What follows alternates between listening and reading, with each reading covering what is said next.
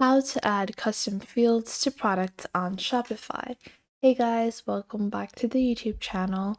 Today I will be showing you guys how you can add custom fields to your products on Shopify.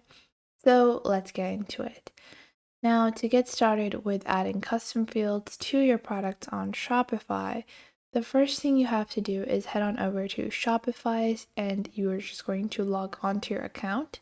Now, previously you could not add, multiple different variables or fields onto your products. But if you go into your product section, and let's just take this as an example. Now, you guys can see this is my product. And if I scroll down over here, I can actually see variants and I can add multiple different variants. So for a lot of the use cases that people were using custom fields for, they can now just click on variant and you can name the variant anything you like. You don't have to be limited to color, size, material, or style. It could be maybe so roll diameter. So you can add multiple different variables and you can obviously you can't name them whatever you want, but you can add all the option values that you have and you can just put them in material or something like that. So that is one option.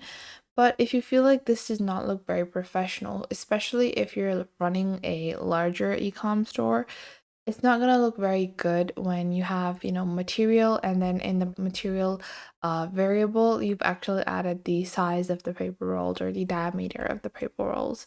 So what can you do if you want to add custom fields? Well, it's rather simple as well. You don't have to learn how to code. It's not that difficult. So just head back to your Shopify store. And once you're back in your Shopify store, you want to click on Online Store over here.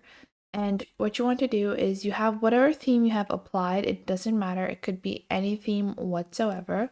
You want to click on Customize over here. Now, once you click on Customize, the block editor will open up. So on the top, you can see which section you're editing, and you just want to open up the product that you want to edit. So we have, this specific product. You can add whatever product you want. That's totally up to you. So you can just take any product that you want. I'm just going to take this product over here and it's toilet paper. Now I don't have materials for this, but I want to add, the width or the diameter of the toilet paper roll.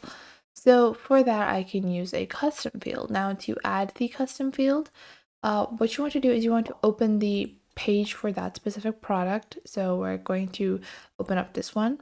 Now, after that, you are actually going to see on the left side of your screen, you have multiple different, categorizations. So we're just going to open this up and you can see you have your header, template, all that.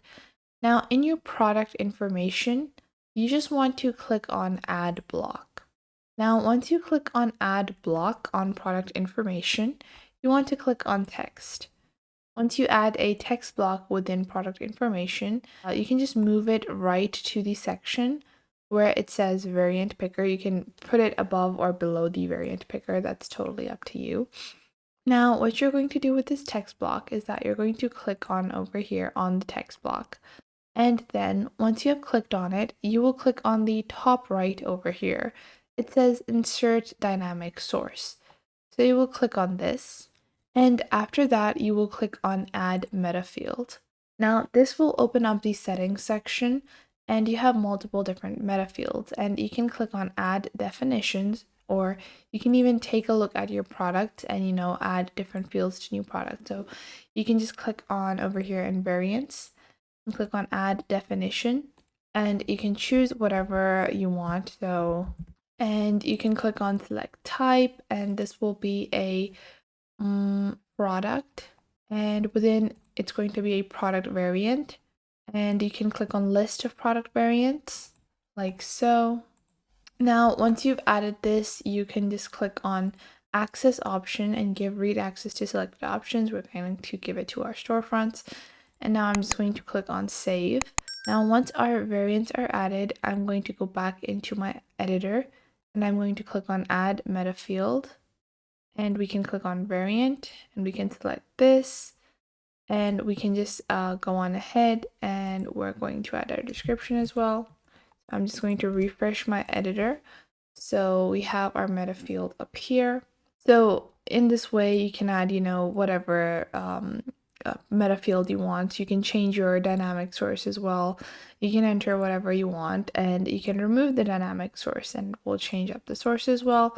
So I can click on over here, add more fields if I want. You guys can see you have like vendors and titles. You have multiple different fields that you can add, but these are just some of the basic ones that you can add.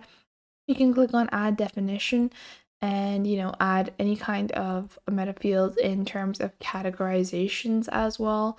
You also can add them in your blogs, especially if you're not using Shopify directly as a e-com assistant, but as a assistant for you to be able to create like a directory of sorts onto your store. So you can do that, and you also have meta objects that can help you in defining cart upsells, product bundles, or anything like that. So, and you can add the variant names, 10 centimeter, 20 centimeter. So I have, two fields of 40, and I am just going to click on save. Then I can go ahead, click on add meta field, and I can just go on ahead and just add a block. Then I'm going to click on text. In my text block, I can click on over here and select the specific meta field that I want. So now, other than just these basic little features, you can do a lot more with Shopify, and there are so many integrations that I recommend that you should add to your Shopify store. Depending on what kind of store you are building and what kind of products you are adding, you definitely should be checking out some of the basic tools, especially if you are using dropshipping as the main method.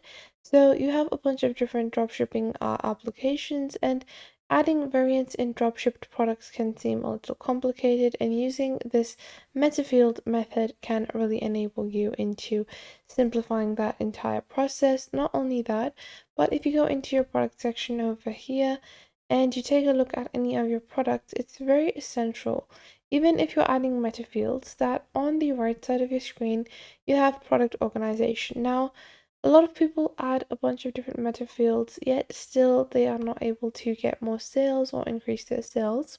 Now, for that, you actually need to create a good categorization system for your website. So, you want to make sure that you are categorizing items so that they are visible in a fashion that enables customers to easily find them when they are looking for a specific item.